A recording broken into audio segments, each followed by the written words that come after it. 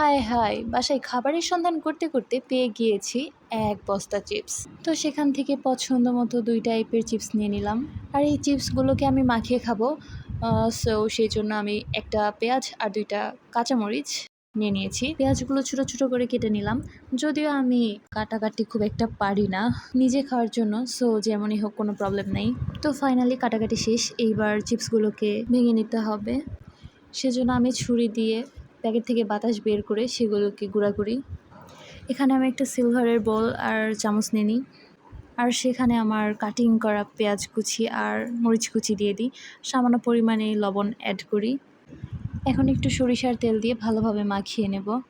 শুধু শুধু খেতে ভালো লাগবে না, তাই একটু চানাচুর অ্যাড করলাম। এরপর প্যাকেট থেকে চিপসগুলো দিয়ে দিলাম।